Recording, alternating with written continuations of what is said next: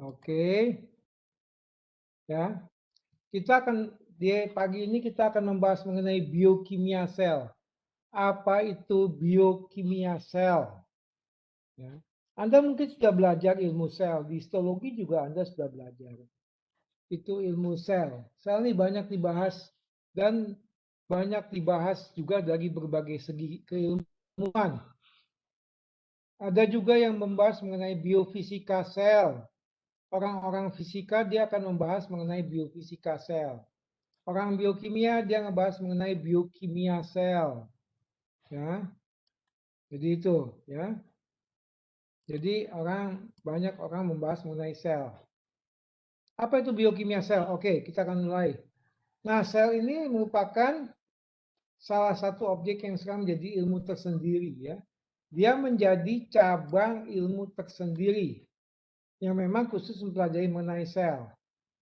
Dan dia merupakan salah satu unit dasar kehidupan yang susunannya sangat berpengaruh terhadap kepribadian dan tingkah laku masing-masing makhluk hidup. Jadi sel ini boleh dikatakan mengenai unit terkecil kehidupan atau miniaturnya kehidupan. Ya, dia merupakan miniaturnya kehidupan dan dia akan mempengaruhi tingkah laku dari masing-masing hewan atau makhluk hidupnya. Ya, dan dia dimulai ilmu sel ini dimulai dari era Robert Hooke. Ya, dia dimulai dari Robert Hooke yang melakukan pengamatan dengan mikroskop sederhana saat itu. Ya, mungkin mikroskopnya masih semodel kaca pembesar lah. Ya, Anda tahu kaca pembesar ya, atau yang bahasa Inggrisnya loupe. Ya, sangat sederhana mikroskopnya. Dan dia mengamati pada sayatan gabus. Anda tahu nggak gabus? Gabus itu bukan ikan gabus loh guys ya. Jangan sampai salah. Gabus itu ini loh. Tutup botol jadul itu loh. Kalau Anda dulu mungkin ibu Anda kalau masak pakai kecap itu ditutup oleh satu bahan yang dari kayu tapi lembek ya. Nah itu gabus, tutup botol jadul ya. Nah si Robert Hooke ini dia melihat gabus secara mikroskopis. Apa sih? Dan ternyata dia melihat adanya ruangan-ruangan kecil yang kemudian disebutnya oleh yaitu apa? Sela. Sela itu gambaran ruangan atau kamar kecil yang kosong. Ya, ruang-ruang kecil yang kosong. Yang dia istilahkan sebagai sela. Ya, sel. Nah, Anda tahu sel ya? Oh, dia dimasukin ke sel tuh. Anda tahu kan sel ya? Kebayangkan? Oh, dia tuh nyolong tuh dimasukin ke sel. Ya. Nah, ini gambaran si Robert Hooke pada zaman itu ya. Jadi ada ruang-ruang kosong di sini. Ya, yang bolong-bolong nih, ini ruang-ruang kosong. Ini artinya sel-sel yang udah mati. Ya, sel-sel yang udah mati. Nah, kemudian berkembang waktu terus berjalan muncul siapa? Anthony van Leeuwenhoek. Ya, dia menggunakan mikroskop sederhana juga, tapi tentunya mikroskopnya sudah lebih baik dibanding zaman Robert Hooke. Mikroskop sederhana tapi sudah lebih baik di zaman Robert Hooke. Dan dia melihat sesuatu dalam setetes air. Ya mungkin saya nggak tahu apa yang dia pakai, tapi kelihatannya sejenis air comberan. Kamu jangan bayangkan air comberan di Eropa tuh sama dengan di kita tuh beda sekali. Air comberan di Eropa tuh masih lebih bersih dibanding di kita. Di kita kan itu sudah hitam air comberannya. Ya, kalau mungkin kalau orang Indonesia air comberan di Eropa mesti bisa pakai mandi. Ya. Nah dia melihat sesuatu di tetes air comberan kelihatannya dan banyak makhluk hidup di situ dia lihat banyak sekali makhluk hidup. Ya itu si Leeuwenhoek. Nah, ini adalah gambaran-gambaran sel yang terlihat oleh Swan. Swan juga sama sebagai pendiri apa ilmu sel. Macam-macam ada sel macam-macam di sini ya. Bermacam-macam sel yang terlihat oleh Swan. Nah, kemudian berkembang terus jangan sampai Lamarck. Ya, Lamarck juga dia apa? Organisme tuh dia mengatakan organisme itu harus memiliki jaringan seluler. Ya. Dan juga Dutrose. Dia juga mengatakan bahwa semua tumbuhan dan hewan terdiri dari sel berbentuk gelembung yang sangat kecil, di mana ukurannya bisa terus meningkat. Kemudian terus berkembang Robert Brown tahun 31 dia menemukan nukleus sel tumbuhan. Ya, dia menemukan nukleus sel tumbuhan. Ya, bahwa memang nukleus harus selalu ada di dalam sel. Terus berkembang Hugo van Moor, Nagel, Swan juga tadi Swan yang kita sudah lihat ya ini gambaran sel yang terlihat oleh Swan, si Swan, T. Swan dan Sladen dan Swan ini terkenal. Mungkin Anda di biologi SMA sudah dapat nih ya. Jadi sel itu merupakan sel itu mereka mengatakan si Swan ini adalah unit terkecil kehidupan dan semua hewan dan tanaman dibangun atas sel-sel ya. Kemudian ada lagi Purkinje dan Van Moll. Dia mengenalkan istilah protoplasma atau sitoplasma, yaitu cairan yang mengisi ruangan yang disebut sel. Ya, jadi dia mengisi itu. Kemudian si Virchow, ya, Virchow ini dia dengan menggunakan mikroskop dia menyimpulkan bahwa semua sel dari sel-sel yang sudah ada sebelumnya. Nah ini sebagai Virchow ini sebagai bapak sel, the father of cells, ya, sama si siapa? Si ini siapa? Si Virchow, Virchow, sama dengan Anthony van Leeuwenhoek itu mereka semua ini adalah bapak-bapak sel, ya. Jadi itu sejarahnya. Saya dulu waktu SMA belajar sejarah tuh males guys, ya. Ada yang pernah belajar sejarah di SMA dulu? Anak IPA juga kelihatan sekarang dapat sejarah ya anak IPA ya. Dulu zaman saya nggak ada. Saya cuma belajar sejarah satu semester di kelas 1 SMA. Itu aja udah bikin kesel gitu loh. Ngafalin tahun, ngafalin siapa ngelawan siapa, Ken Arok dibunuh oleh apa? Ken Dedes dibunuh oleh Ken Arok, Ken Arok dibunuh oleh Ken Norton, petinju. Ya, itu kan katanya begitu dulu. Zaman saya SMA tuh 80-an masih ngeselin. Tapi berbeda dengan sejarah di ilmu hayat. Itu menarik untuk dipelajari. Apa yang membuat menariknya bagaimana mereka ini bisa mendapatkan ide mengenai apa yang mereka amati. Idenya tuh dari mana gitu loh. Itu menariknya di ilmu hayat. Idenya dari mana, ya? Gitu. Nah, itu menjadi juga bahan pemikiran kita. Kok mereka bisa punya ide seperti itu? Ada nggak di antara kalian yang punya ide apa unik misalnya apa? Ya, nah, itu ya. Nah, ada lagi Leeuwenhoek. Dia memunculkan suatu konsep yang disebut apa animal cues. Animal cues ya macam hewan-hewanan. Ya, jadi ini suatu istilah kuno di dunia alam mikro. Animal cues ini suatu istilah kuno di dunia alam mikro pada saat atau pada zamannya Leeuwenhoek. Apa sih animal cues ini? Suatu komunitas hidup. Komunitas makhluk hidup mikroba dari berbagai sel yang terlihat di bawah mikroskop kuno. Itu animal cues. Nah, kemudian apa yang Leeuwenhoek lihat?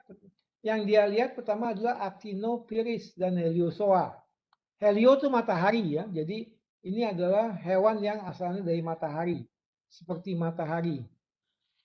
Ya, dia makanya sebutnya animal cues matahari, Heliozoa. Kemudian amuba, Anda pernah dengar amuba ya, termasuk Proteus. Hewan bersel satu. Makhluk hidup bukan hewan sih. Lebih cocok makhluk hidup bersel satu. Amuba. Ya, dan Proteus. Pro itu artinya apa? Pro itu artinya cikal bakal. Proteus itu cikal bakal sel. Ya. Ada juga apa? Noctiluca. Noctiluca juga ini makhluk hidup. ya, yang dikatakan sebagai sea sparkles. Mana nih noctiluca di sini mungkin nggak ada nih noctiluca nih, ya. Ada juga paramecium, apa makhluk hidup bersel satu, ya. Dia disebut sebagai animalcules yang licin. Rotifera, ya, seperti roda. Ada nggak seperti roda sini?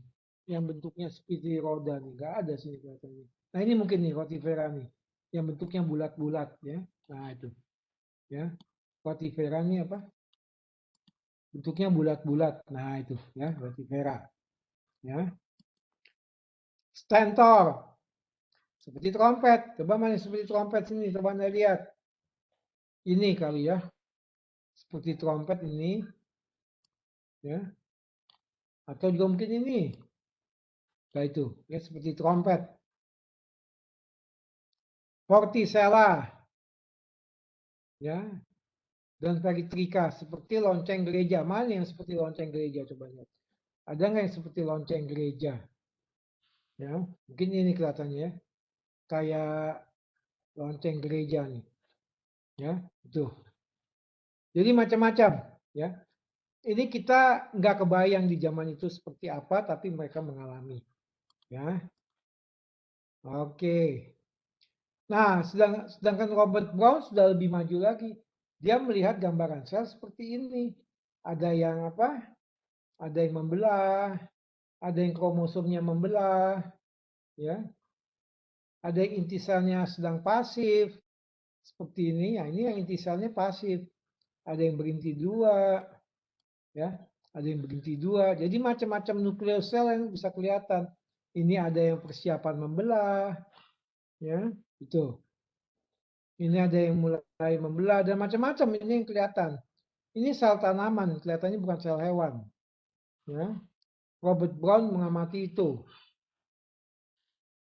Ada lagi Purkinje. Purkinje mengamati juga lain lagi.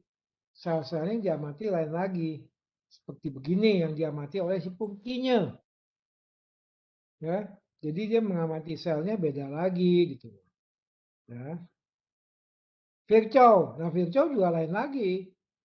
Dia udah lebih modern, dia melihat macam-macam sel, ada yang intinya dua, ada sel-sel abnormal, makanya Virchow ini dikenal sebagai bapak patologi sel. Sel-sel yang tidak normal. Itu bapaknya si Virchow. Ya, babenya si Virchow tuh. Dia menemukan sel-sel abnormal, ya. Nah, ini juga ada sel-sel apa? Sel-sel yang memiliki banyak granul. Ini granulnya sedikit, ini granulnya banyak. Ya. Macam-macam. Ya mungkin mereka ini adalah sel-sel yang abnormal. Ya. Oke, kalau kita lihat kajian banding sel dan isinya apa saja. Nah, ini ada molekul-molekul kecil, ada virus, ya, ada bakteri, dan ada sel hewan, ada sel tanaman. Bakteri, sel hewan, dan sel tanaman kelihatannya sama, tapi kalau kita cermati, ukurannya sangat berbeda. Ya. Mereka ukurannya sangat berbeda. Bakteri ini ukurannya 1 mikrometer. Sel hewan 10 mikrometer. Ya. Sel tanaman 100 mikrometer, lebih besar lagi. Ya. Ini bisa dilihat dari ukurannya. Ya, 1, 10, dan 100. Ya, itu. Perbedaan sel-sel hewan, sel tanaman, dan sel mikroba, bakteri. Ya. Nah, ini semua teramati dengan mikroskop cahaya. Mikroskop yang seperti Anda pernah pakai di SMA. Ya, itu. Jadi sel ini kesatuan kecil yang berselaput tipis. Yang di dalamnya berisi larutan kental senyawa kimia. Ya, yaitu yang kita kenal sebagai protoplasma atau sitoplasma. Dan sel ini juga dia bisa membuat duplikatnya sendiri dengan cara membelah. Ya. Nah, proses pembelahan sel ini bukan proses acak, bukan proses random. Apalagi proses acak-acakan, bukan. Tapi sel sudah rancang sedemikian. Jangan sampai sel manusia membelah jadi sel monyet, kan itu udah nggak benar. Ya. Jadi sel manusia pastikan menghasilkan anak atau duplikat sel manusia juga. Sel monyet juga menghasilkan duplikat sel monyet, bukan sel tikus. Jangan sampai salah. Ya, makanya ini sangat cermat sekali. Sel ini sangat pintar, ya. Dia bisa merancang dirinya sendiri supaya dia tetap jadi sel apa jati dirinya, apa adanya, ya. Nah, dari sinilah muncul teori sel, ya. Apa tuh teori sel? Dia ditemukan oleh Swan dan Schleiden, penemu teori sel. Nah, ini teori sel Anda bisa baca sendiri di sini. Nah, ini, ya. Tiap organisme itu terdiri atas satu atau lebih sel. Itu yang paling dasar. Yang kedua, sel merupakan kesatuan struktural, fungsional, dan herediter terkecil sebagai bagian organisme multiseluler. Dia kesatuan struktural terkecil. Bahkan kalau kita lihat lebih lanjut, sel ini bisa dikatakan sebagai apa? Sebagai model kosmos, sebagai model universe, ya, atau kosmos. Jadi dia tuh mempunyai satu sistem kehidupan sendiri dan dia cenderung sampai ke level kosmos, level universe, alam semesta. Dia cenderung sampai ke sana, ya, konsep-konsepnya.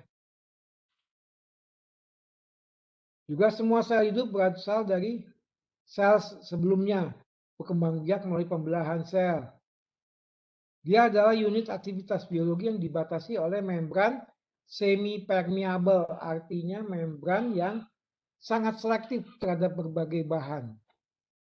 Hanya bahan-bahan yang dibutuhkan sel yang boleh masuk, glukosa, asam amino, asam lemak. Nah, di luar itu sel sangat selektif. Obat-obatan nggak bisa semua masuk ke sel, ya, karena sel sangat selektif. Kalau bahan yang dia nggak butuhkan itu sama dia nggak bisa masuk, jadi sama dia dikunci, ya.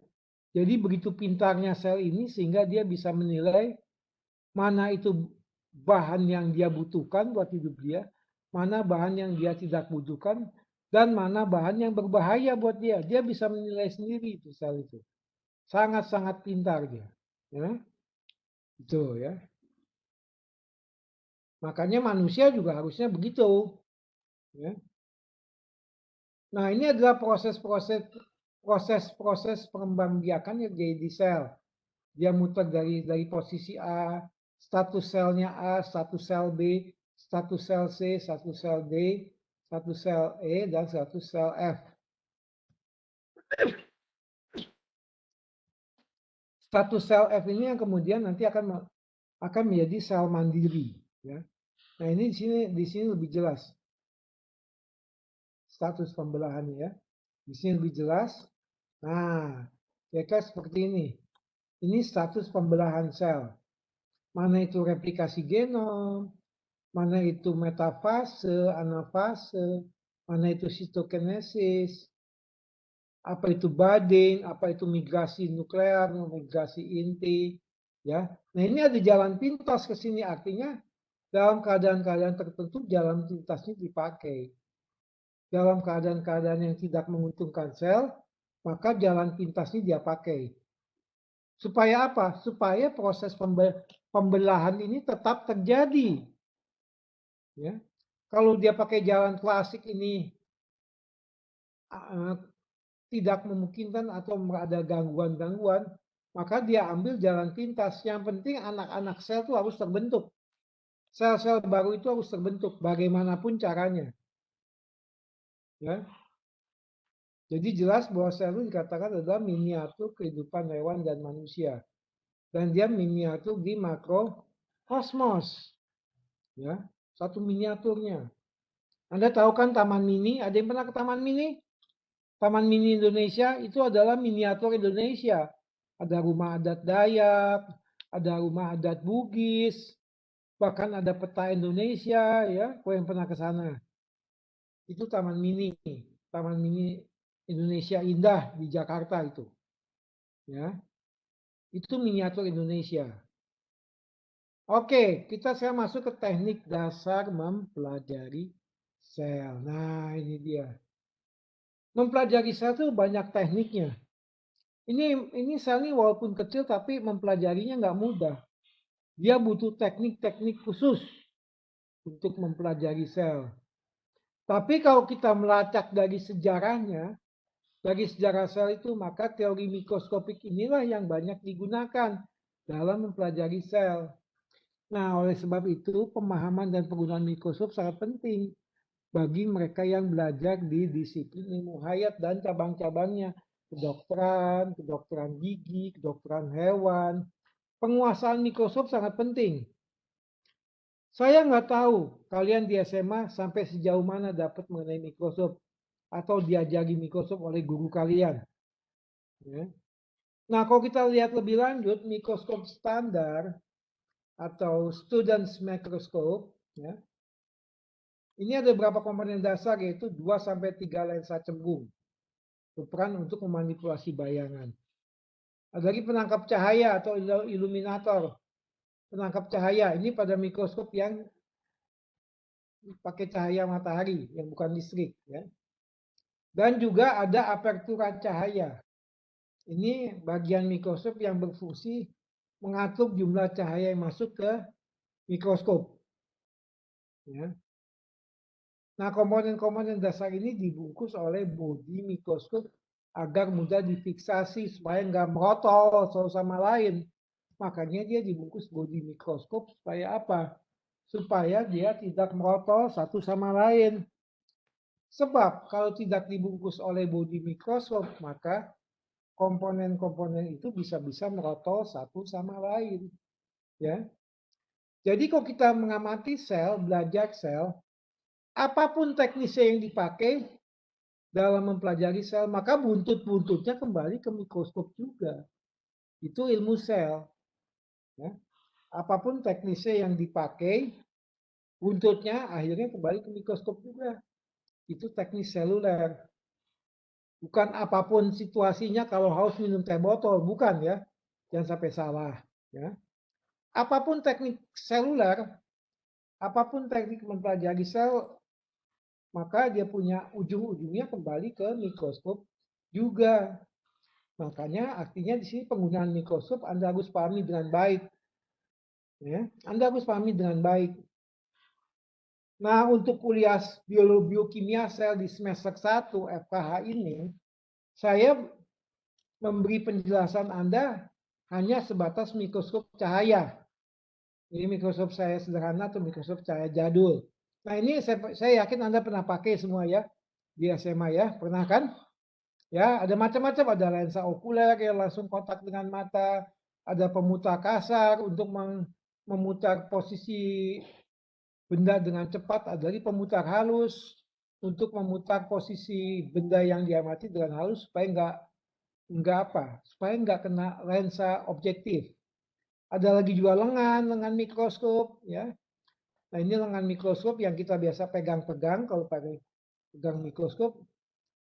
Saya mau tanya, kalian ada yang sudah praktikum histologi offline belum? Halo guys, praktikum histologi offline sudah pernah belum? Tatap muka. Sudah, Prof. Nah, berarti Anda sudah tahu kan pegang mikroskop ya, bagaimana caranya harus pegang mikroskop. Ya. Ada juga lensa objektif, lensa yang kontak langsung dengan objek yang diamati. Pembesarannya macam-macam dari kecil sampai yang kuat. Dari kecil biasanya pembesarannya 10 kali sampai 100 kali. Ya. Jadi pembesaran total mikroskop itu pembesaran lensa objektif dikalikan pembesaran lensa okuler.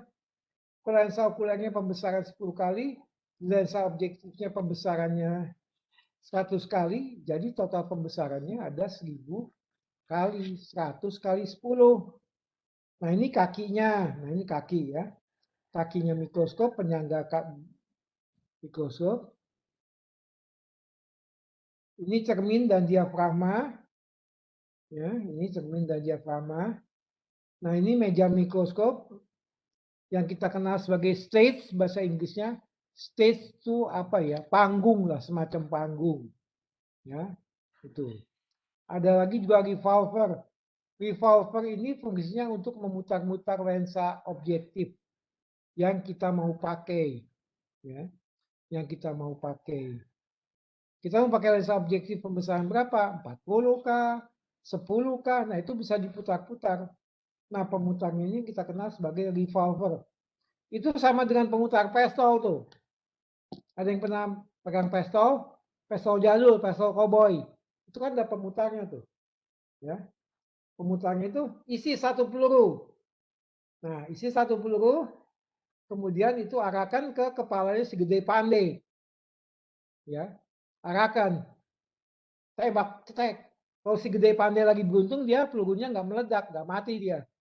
Tapi kalau dia lagi sial, nah itu pelurunya bisa mati si gede pandai. Dia bisa pas kena peluru yang ada di dalam revolver. Padahal pelurunya cuma satu dari 6 lubang. Satu lubang diisi peluru diarahkan kepada kepala si gede pandai. Ada yang pernah coba begitu, guys? Ada nggak yang pernah coba begitu? Nah, itu namanya roulette Rusia. Itu permainan Russian roulette, roulette Rusia. Nah, itu banyak dipakai untuk mengancam tawanan tuh. Permainan itu banyak dipakai untuk mengancam tawanan sampai sekarang. Tawanan nggak mau ngaku, kasih pistol, isi satu peluru, putar krek. Nah, itu dia punya pemutar peluru, arahkan ke kepala si pandai gede. Krek. Oh, ada pelurunya aman. Ya, itu namanya roulette Rusia. Ya. Coba cari di Google. Russian roulette, coba cari. Apa itu? Ya. Ya ini cuma bumbu aja ya. Ini nggak termasuk topik kuliah kita, enggak. Saya cuma cerita bumbu seperti Anda juga biar tahu lah. Nah, untuk mikroskop cahaya sederhana, itu bagian yang terpentingnya adalah cermin. Ya, cermin yang berwarna kuning. Di gambar ini yang warna kuning, ini bagian terpenting cermin ini. Ya. Karena dia akan menentukan jumlah cahaya yang masuk. Itu cermin bagian terpenting. Dia akan menentukan jumlah cahaya yang masuk ke mikroskop. Ya. Nah, cermin mikroskop cahaya ini terdiri dari cermin datar dan cermin cekung. Ya. Cermin datar dan cermin cekung ada dua macam. Ya. Untuk mengolah cahaya yang datang. Nah, hal ini penting untuk pengamatan objek. Jika menggunakan lensa objektif pembesaran 10 kali, cermin mana yang digunakan? Kenapa? Coba Anda jawab ya, pertanyaan saya itu ya. Anda pernah kan di SMA pakai mikroskop macam beginian ya? Pernah kan? Jadi sudah bukan barang baru buat Anda. Kalau Anda mengamati pakai lensa objektif pembesaran 10 kali, ya, mengamati lensa objektif pembesaran 10 kali, cermin mana yang Anda pakai? Cermin datar atau cermin cekung? Coba jelaskan, kenapa alasannya? Jawab di chat itu. Yang bisa jawab silahkan jawab. Saya nggak mengharuskan kalian jawab semua, tapi yang mau jawab dan yang bisa jawab silahkan jawab. Tentunya ada nilai berbeda tentunya. Saya nyuruh kalian jawab ini bukan gratisan, nggak ada nilai beda. Ya, itu. Paham kan pertanyaan saya, guys? Halo? Paham pertanyaan saya? Kalau Anda mengamati pakai lensa objektif pembesaran 10 kali, ini yang kecil ya.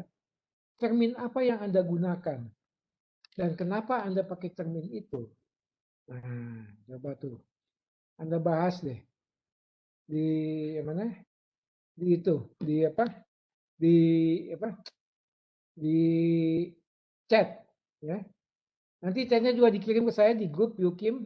Kirim chat yang lengkap dengan absen kalian ya. Nah, ada lagi mikroskop yang pakai listrik. Nah, ini Anda pakai di histologi ya kan? Ya, mikroskop gini kan Anda pakai di histologi yang sudah offline praktikum ya. Nah, ini mikroskop yang paling sederhana. Ini juga mikroskop siswa, tapi harganya beda dibanding mikroskop tadi. Mikroskop tadi itu untuk Anda yang mau praktik dokter hewan di level yang sangat pemula. Ya, mikroskop tadi 15 jutaan, 20 jutaan dapat, enggak 15 jutaan dapat. Itu buat Anda nanti kalau praktek dokter hewan level pemula, modal masih sedikit, pinjam kredit usaha rakyat kecil, beli mikroskop yang tadi itu, yang depan, jangan yang ini. Yang ini udah 30 jutaan harganya. Ya. Yang ini sama-sama cahaya tapi dia pakai listrik. Harganya beda karena lensa objektifnya juga beda. Mutu lensa objektifnya beda. Ya, ke mikroskop yang tadi paling lensa objektifnya ada 3, tapi ini ada 4, perhatikan. Lensa objektifnya ada 4. Nah, ini coba itu. Ada 4 macam dia lensa objektifnya. Harga pasti beda. Sudah jelas ya. Nah, ini aplikasinya cukup luas, guys. Dia cukup luas, terutama untuk sediaan yang natif dan sediaan berwarna. Sediaan natif itu artinya sediaan yang tidak diwarnai. Tetes air, nah itu sediaan natif. Nggak diwarnai. Tapi kalau tetes air ditambah larutan yodium, itu sudah nggak natif lagi. Sudah diwarnai. Ya. Dan dia banyak digunakan untuk praktikum mahasiswa. Ya. Tapi berbagai balai-balai juga masih memakai dia. Balai kesehatan, puskesmas, poskeswan, masih pakai mikroskop ginian.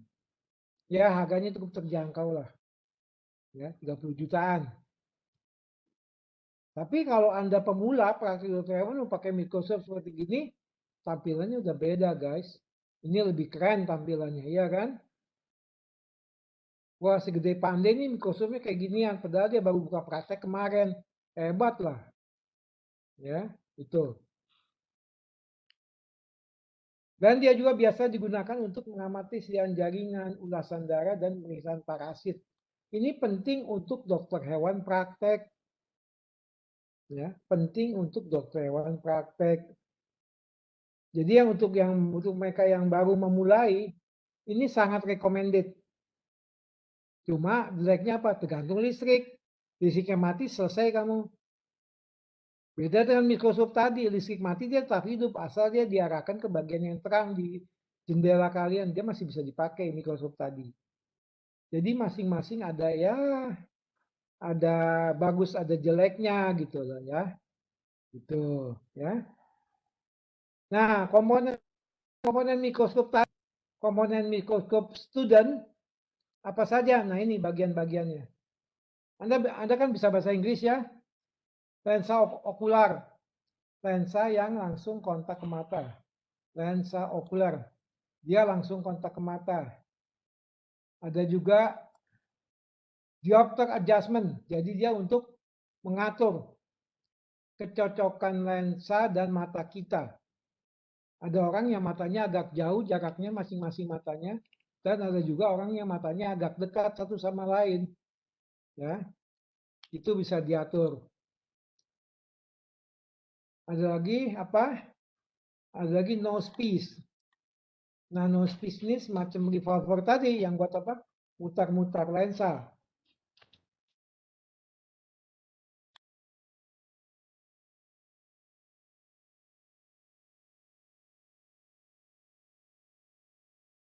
Ada lagi lensa objektif. Nah, ini lensa objektif. Nah, ini sini ya. Ada 4 biji. Ada stage clip. Stage clipnya apa? Stage clip ini semacam panggung. Panggung untuk menaruh bahan yang akan diperiksa. Aperture, bukaan. Ya. Nah, ini ada aperture-nya, ada bukaan cahaya, seberapa banyak cahaya yang masuk. Ada juga diafragma. Nah, di mikroskop cahaya tadi nggak ada diafragma.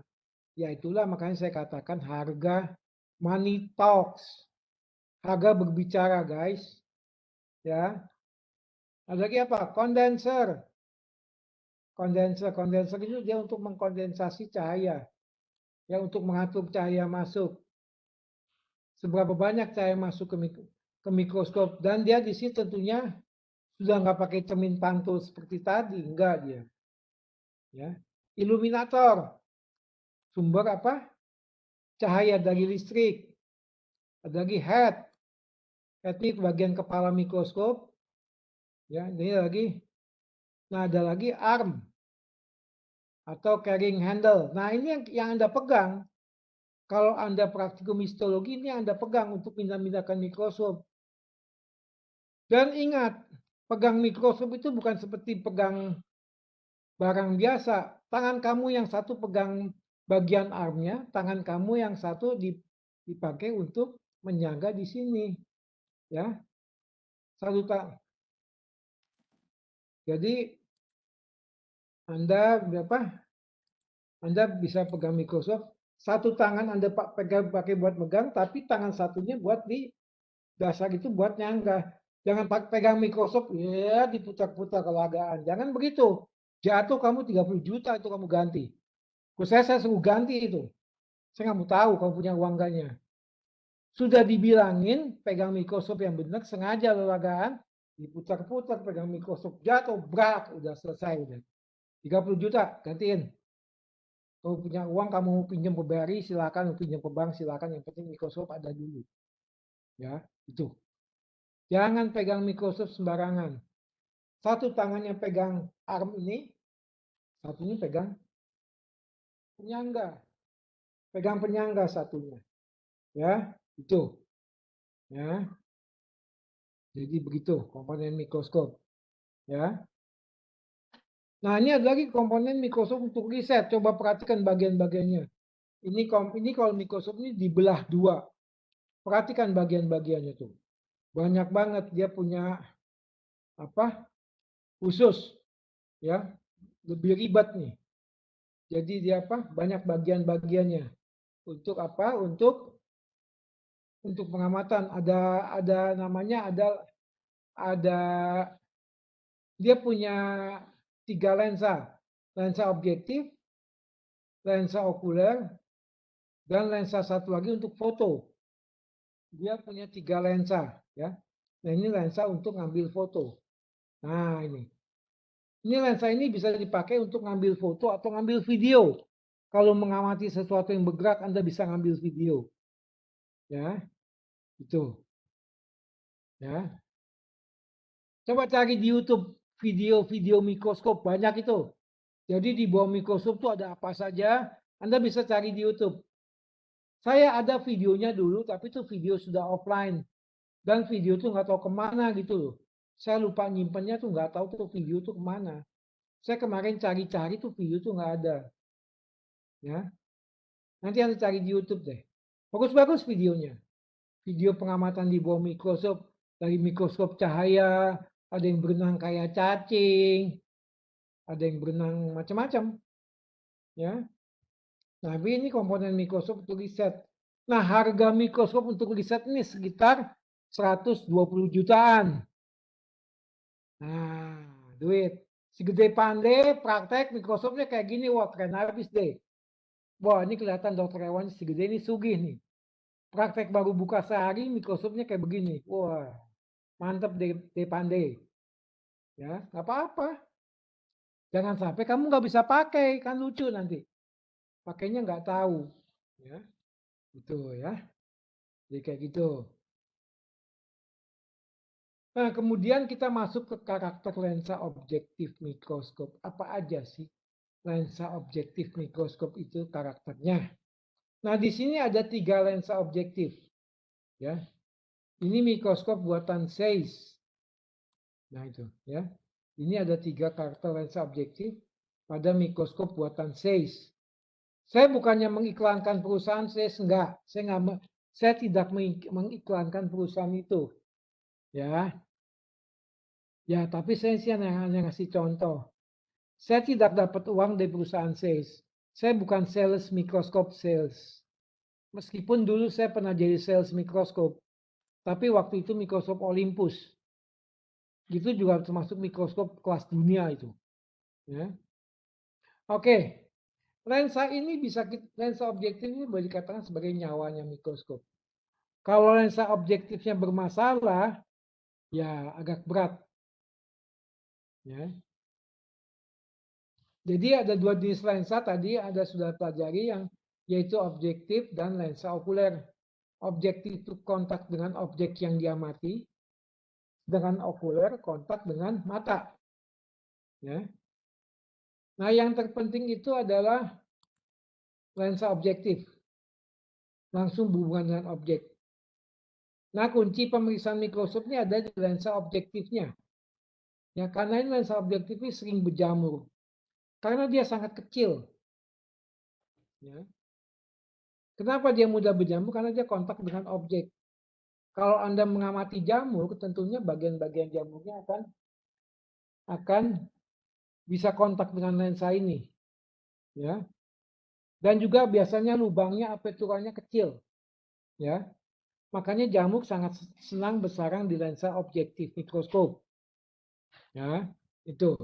Nah, ini yang Anda harus rawat mikroskop itu. Ya.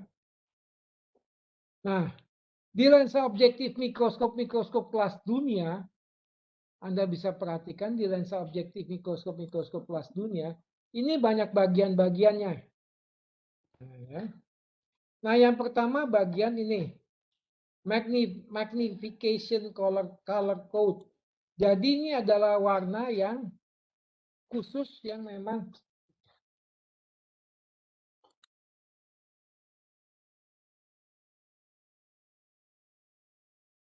jadi ini ada bagian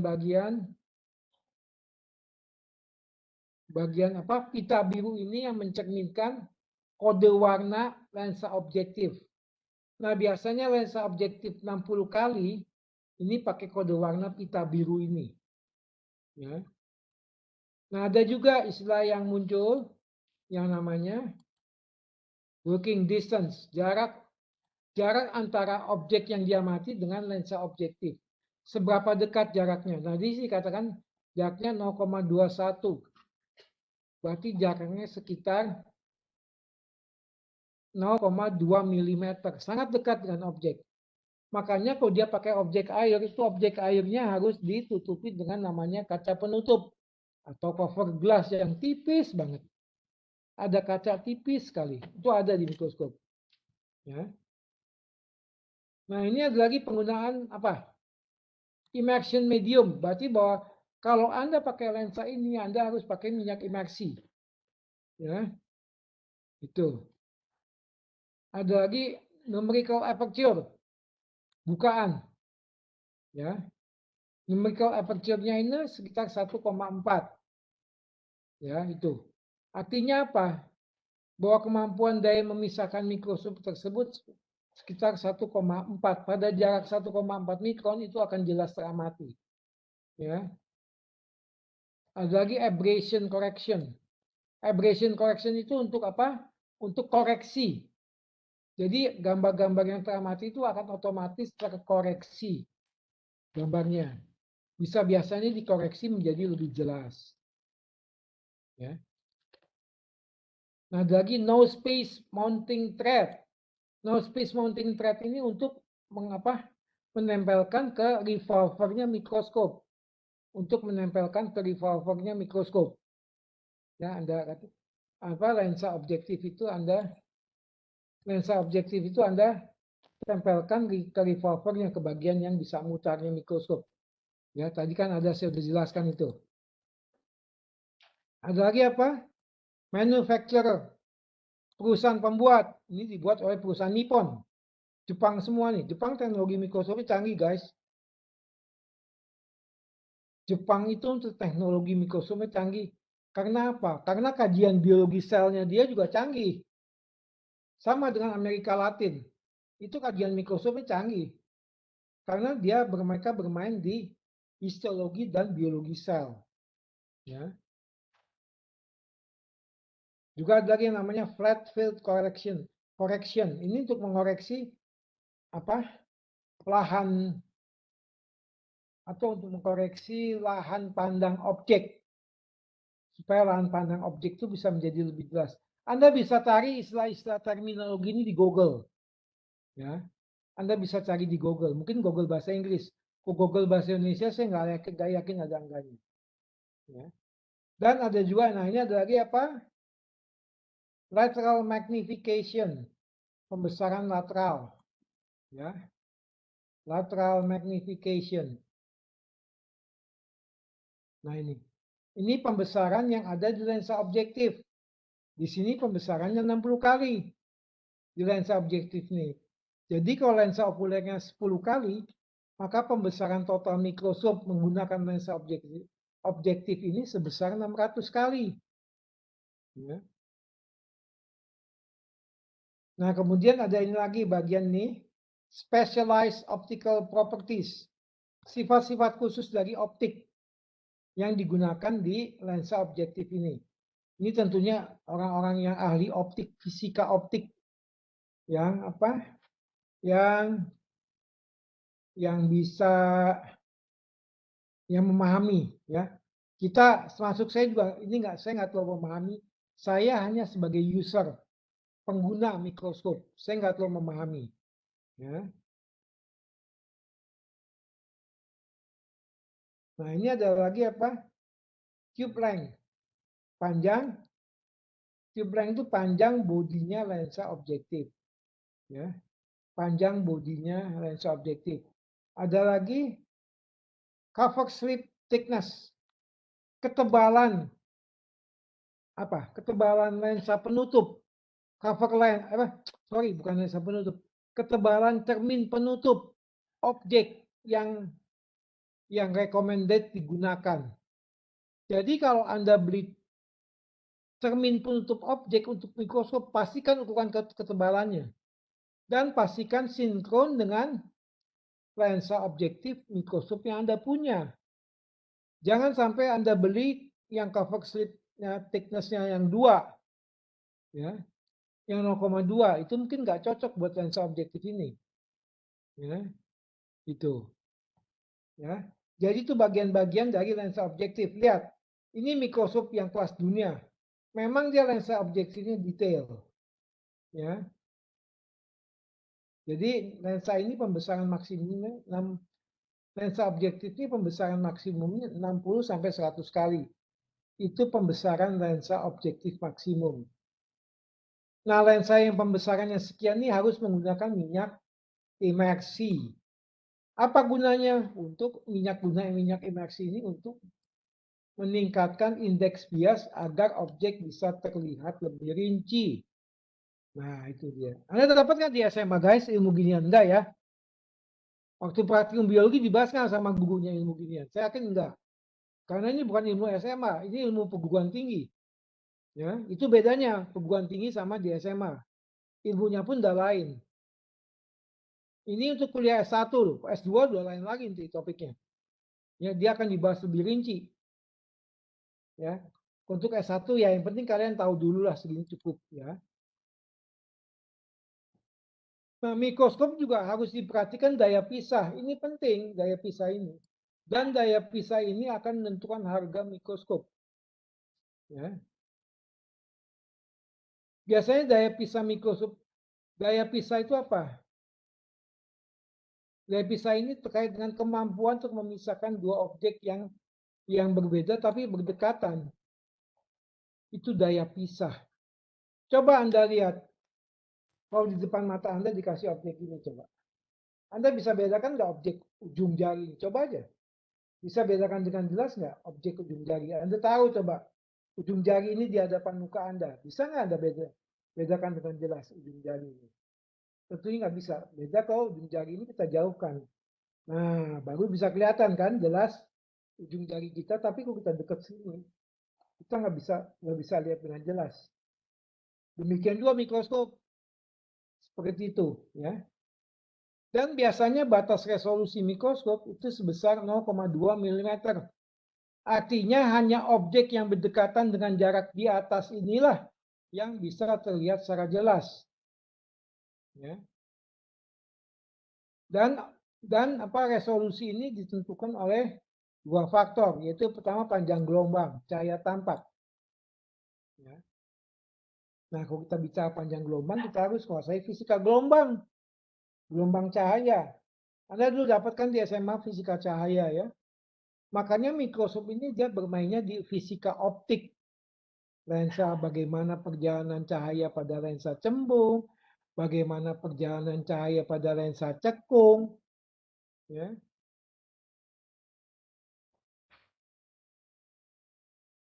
Dan peran minyak emerksi sangat penting juga untuk meningkatkan indeks bias dari 1 yang merupakan indeks bias air menjadi 1,4, sehingga dia masih bisa lebih membantu memisahkan dua objek. Ya. Bagaimana kerjanya minyak emerksi? Kita lihat nanti. Nah, gunanya banyak, sangat penting nih minyak emerksi di mikroskop ini. Ya. Untuk meningkatkan resolusi atau daya pisah mikroskop. Tujuannya penggunaannya untuk meningkatkan resolusi atau daya pisah mikroskop. Nah, penggunaannya cukup ditetesi, ya. Penggunaannya cukup ditetesi. Cukup setetes minyak objektif antara objek yang akan diamati dan lensa objektif pembesaran 100 kali. Setetesnya jangan sampai ngebleber tuh minyak emerksi. Jangan sampai minyak emerksinya dikasih 10 tetes sampai membleber ke panggung, jangan. Itu nggak profesional namanya. Ya, cukup setetes, maksimum 2 tetes. Ya. Nah, minyak emerksi ini biasa digunakan di lensa pembesaran 100 kali untuk mengamati sediaan ulas darah, untuk melihat benda-benda darah. Oh, limfosit ini bentuknya begini. Kalian udah dapat belum darah di histologi, guys? Udah dapat ya? Eritrosit itu bentuknya begini. Leukosit neutrofil nih begitu. Leukosit basofil nih begitu. Udah dapat ya? Jadi kalau saya bicara ulas darah, kalian nggak bingung kan? Ya. Nah, minyak emerksi ini dia ini punya kekentalan. Dan ini berupa minyak bening, tapi dia kental. Ya. Dia bisa meningkatkan indeks bias dari 1, yang indeks bias udara, itu menjadi 1,4. Dengan harapan objek yang diamati lebih jelas. Ya. Oleh sebab itu, hanya penggunaan lensa objektif pembesaran 100 kali yang layak menggunakan minyak emerksi. Sebetulnya enggak juga sih. 60 kali juga harus menggunakan minyak emerksi. Tapi di kita di Indonesia, mikroskop dengan lensa objektif 60 kali itu enggak banyak. Ya. Yang banyak tuh lensa objektif mikroskopnya yang banyak tuh yang 10 kali, 40 kali, dan 100 kali. Ini yang banyak di pasaran. Yang 60 kali itu nggak banyak. Karena kenapa? Karena mahal. Ya, mikroskop yang lensa objektifnya sampai 4 sampai 5 itu mahal sekali harganya. Satu tabung lensa objektif 100 kali, itu kalau lensa itu rusak atau pecah, harganya bisa sampai 7 juta. Satu lensa objektif yang 100 kali, itu bisa sampai 7 jutaan. Kalau kamu memecahkan lensa objektif 100 kali, kalau saya jadi dosen, saya suruh kamu ganti. 7 juta. Masa bodoh. Kamu belikan aja. Tanpa saya harus terima uang. Kamu belikan lensa objektif dengan speknya begini. Cari itu. Pesan melalui online kalau perlu. Ya. Nah, setelah penggunaan minyak emerksi, lensa objektif juga harus dibersihkan. Ya, pakai apa? Pakai larutan campuran 7 bagian ether dan 3 bagian alkohol absolut. Alkohol 90%, 96% 3 bagian. Diusap pelan-pelan di lensa objektif. Di bagian lensa yang bawahnya itu dengan tisu khusus, tisu mikroskop. Pelan-pelan diusap. Jangan diusap, jangan digosok-gosok gini, jangan. Ya, kalau ini ujung lensa, Anda usapnya pelan-pelan sekali. Jangan kamu gini kan, usapnya amburadul nanti lensanya. Ya. Dan minyak emerksi ini cukup berbahaya bagi tubuh. Ya, kalau Anda keracunan, coba baca di MSDS Oil Immersion. Material Safety Data Sheet. Jadi lembaran keselamatan untuk penggunaan minyak emerksi. Ini banyak di Google, Anda bisa cari itu. Ya, yang PDF-nya Anda bisa cari dan lakukan tindakan seizin dokter. Dokter suruh ini ya Anda lakukan. Ya, jadi jangan main-main dengan minyak emerksi. Lumayan berbahaya. Nah, oke. Ini adalah mekanisme kerja minyak emerksi yang meningkatkan indeks bias. Perhatikan, ini adalah udara, ini air ini udara ya guys, bukan H2O, ini airnya adalah udara. Ya, ini udara, bukan H2O. Ini kaca. Kacanya apa? Kacanya objek. Ya, itu. Nah, dalam keadaan tanpa minyak imersi, maka pembiasan-pembiasan cahaya banyak yang keluar tidak masuk ke lensa. Perhatikan. Mungkin cuma hanya 1 dan 2 berkas cahaya yang masuk ke lensa. Karena dia nggak pakai minyak emersi. Nah, berkas yang selebihnya dia keluar. Bekas ketiga, keempat, kelima dia keluar. Dia nggak masuk ke lubang lensa objektif. Tapi kalau kita pakai oil, pakai immersion oil, ya kita pakai immersion oil, maka semua berkas itu akan masuk ke lubang lensa objektif. 4 berkasnya akan masuk. Oke lah, yang kelima nggak masuk nggak apa-apa. Tapi 4 berkas bisa masuk. Dengan tadi cuma 2 berkas. Jadi Anda bisa bayangkan kejelasan objek yang diamati. Ya, ya ini bekas saya, ini kan cuma 2 berkas masuk ke lensa objektif.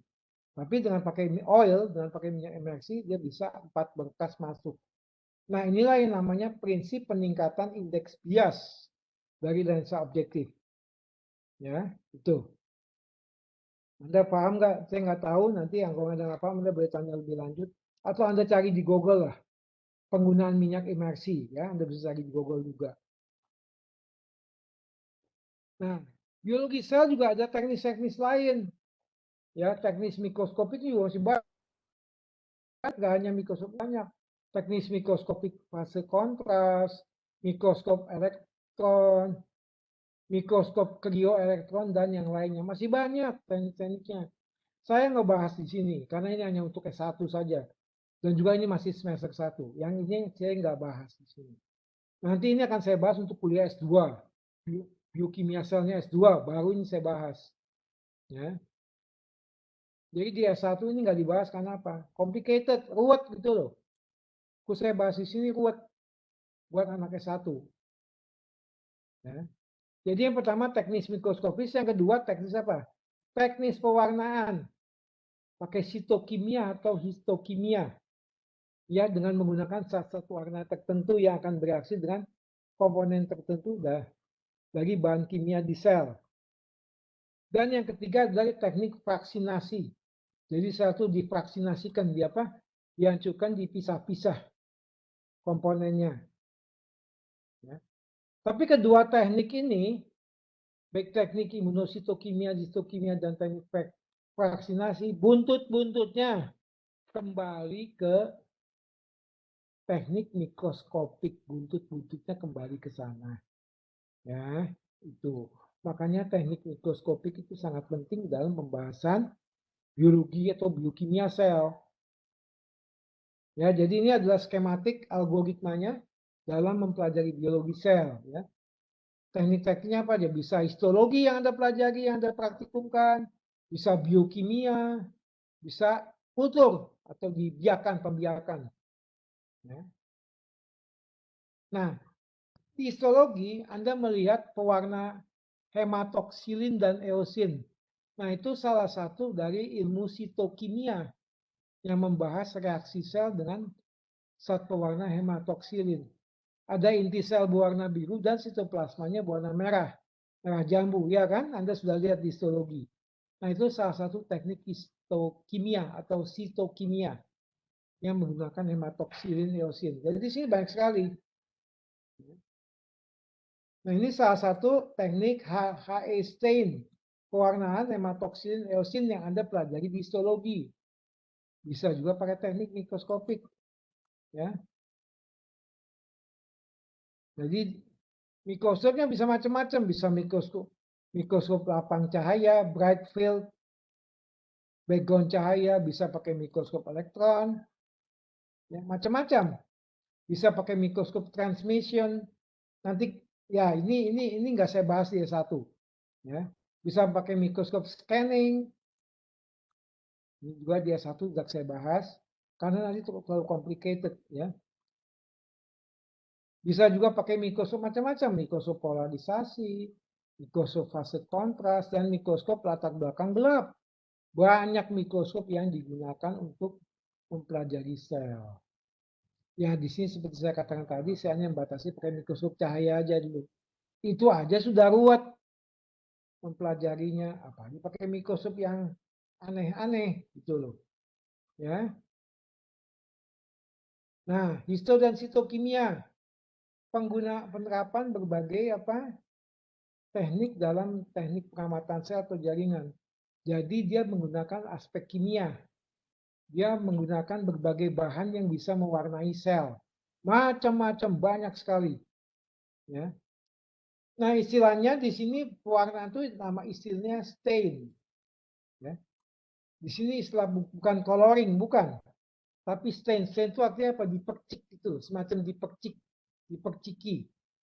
Ya, dipercik. Bukan coloring, bukan direndam kemudian diwarnai, enggak.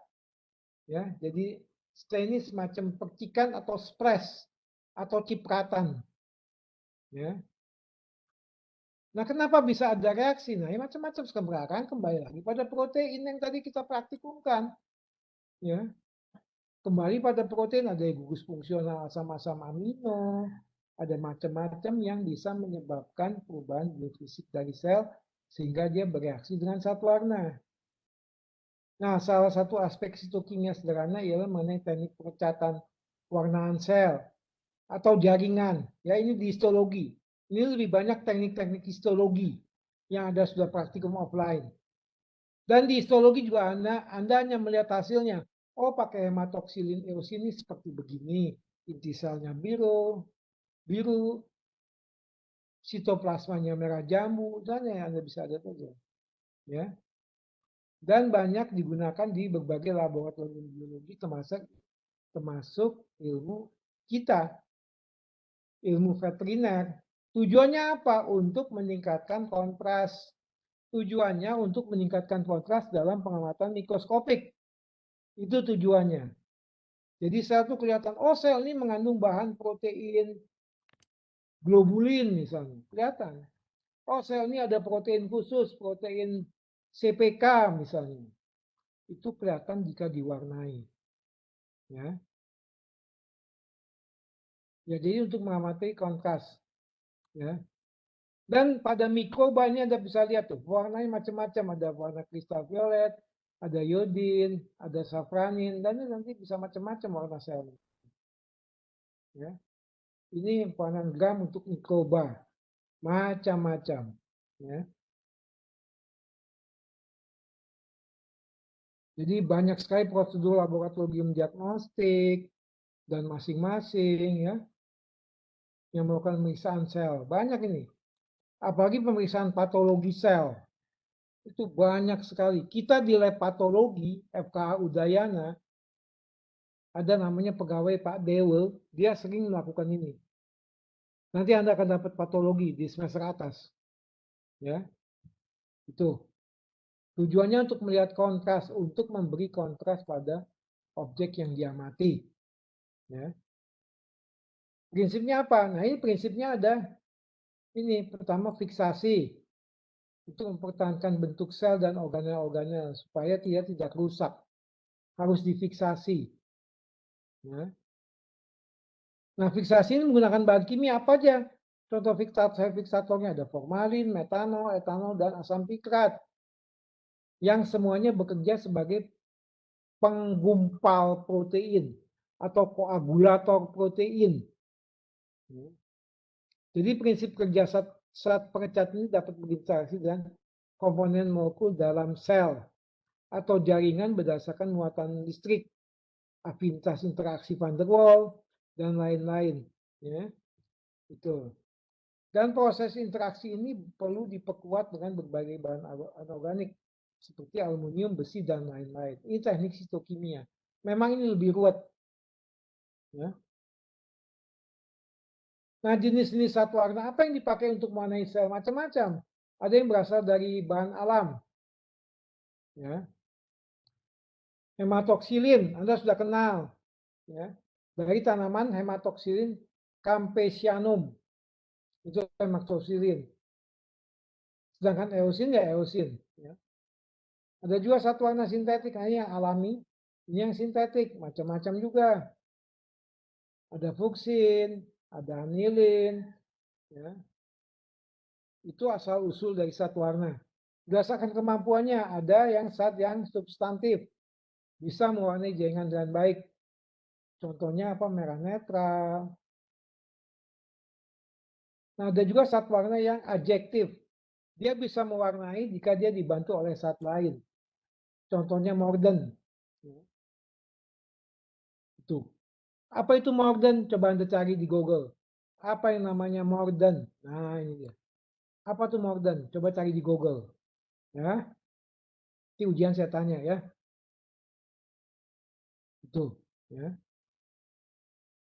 Bisa juga zat-zat kimia ini bereaksi berdasarkan radikal organik yang dimiliki oleh satu warna tersebut. Ada golongan trifenilmetan, ya alkalis, ada juga golongan santin, yang asam eosin. Nah, eosin saya kenal ya, eosin yang di histologi. Ya. Ada juga golongan tiasin. Nah, tiasin ini dia bisa bersifat metakromatik, artinya warnanya bisa lebih dari satu macam yang dihasilkan. Ya. Contohnya pewarnaan sel-sel darah, itu pewarnaan metakromatik. Bisa ungu, bisa merah jambu, bisa apa tuh? Bisa oranye. Padahal satu warna yang dipakai cuma satu macam. Ya. Tuh. Ada juga golongan azin. Ya. Safranin. Nah, ini dipakai untuk pewarnaan mikroba, mikrobiologi. Ya. Golongan ASO, kelompok banyak digunakan dalam disiplin mikroteknik biologi. Ya. Dan dia banyak digunakan sebagai pewarna tandingan atau countersign. Ya. Golongan nitro juga dia banyak digunakan sebagai zat pewarna tandingan, banyak macam-macam. Ya.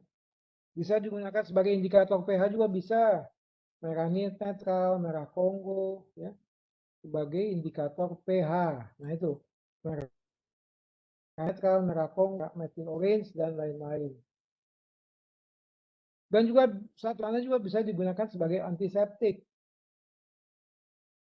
Contohnya apa? Mercurochrome, obat merah. Nah, mungkin zaman kalian nih obat merah masih dipakai nggak? Saya nggak tahu. Tapi zaman saya kecil, kok saya luka, saya dikasih obat merah sama almarhum ibu saya. Waktu saya masih SMP, SMA. Tapi tampaknya belakangan-belakangan udah jarang dipakai. Tapi masih dijual kok. Kalau Anda ke apotek, Anda bilang aja beli obat merah, dikasih itu. Tapi obat merah ini nggak cocok untuk gigitan anjing. Ya, Anda digigit anjing jangan pakai obat merah. Itu dikasih alkohol. Alkohol 96% atau 70% dibilas. Kalau Anda lagi di tengah-tengah tegalan, di tengah kebun, digigit anjing, P3-kannya pakai apa? Pakai bensin motor yang Anda naikin. Anda ambil bensin motor itu, entah caranya bagaimana, bisa diisap pakai apa? Pakai semacam selang. Dan bensin yang ada langsung dioleskan ke luka gigitan anjing untuk menjaga-jaga kalau tuh anjing kena rabies. Ya juga supaya nggak ada infeksi. Itu ya. Jadi seperti itu. Oke guys, kuliah saya sampaikan di sini dulu ya karena waktunya sudah lebih. Tapi sebenarnya masih banyak materinya, masih banyak sekali. Selebihnya Anda bisa baca aja ya. Masih banyak geometri sel segala macam. Memasuki dunia sel. Ini harusnya satu paket tapi waktunya nggak cukup kelihatannya. Anda baca sendiri aja. Kalau ada yang nggak jelas Anda boleh tanyakan di grup. Ini topik-topik kuliah anatomi sel, berenang dalam sel, swimming in sel, protoplasma ya. Ada apa sitoplasma dan ini nanti akan masih bersambung tahun depan. Tahun depan materinya akan lebih banyak lagi. Saya akan tambah-tambahkan. Ini baru sekitar 60% materinya. Ya. Akan dilanjutkan tahun depan 2022 dengan alamat web yang sama dan juga saluran yang sama biokimia veteriner 1 FKH Unut ya itu. Baik, itu saja mungkin yang saya bisa kasih pada kalian di pagi ini. Kurang lebihnya saya minta maaf. Moga-moga apa? Moga-moga ini berkenan ke kalian. Apakah bicara saya tuh cepat nggak guys? Bicara saya selalu cepat nggak? Kalian bisa paham kan nggak bicara saya? Memang logat bicara saya seperti ini, ya. Logat bicara saya seperti ini. Moga-moga kalian bisa mengikuti ya apa yang saya bicarakan. Ya, jadi itu saja di Pani. Dan kalau masih ada pertanyaan, Anda boleh japri ke saya kalau malu. Tapi kalau bisa usahakan bertanya di grup biar teman-teman yang lain juga bisa paham dengan apa yang ditanyakan. Ya, baik semuanya. Selamat pagi menuju siang. Pastikan kalian selalu sehat, jaga prokes dengan baik. Ya, hati-hati. Corona ini bukan berarti kalian udah divaksin coronanya itu aman, enggak. Saya nggak berani memberi jaminan seperti itu. Tapi yang saya tahu kalian pastikan selalu sehat. Jangan lupa absen di chat, ya. Nanti chat absen tolong dikirim di grup Biokim ya, Biokim ABCD ya. Oke, semuanya selamat pagi menuju siang saya lagi dan salam selalu. Salam sehat dari saya buat kalian. Oke, saya akan live. Saya akan tutup. Kalian yang mau live silakan aja yang mau live duluan. Ini juga akan saya tutup ya. Terima kasih, Oke Prof. semuanya. Terima Ya, kasih, semua Prof. terima Terima kasih kasih, sama-sama. Prof. Ya, terima kasih juga atas Terima perhatian kasih, Prof. kalian. Iya, iya, iya. Oke ya. Saya akan tutup ya. Iya, iya, iya. Ya.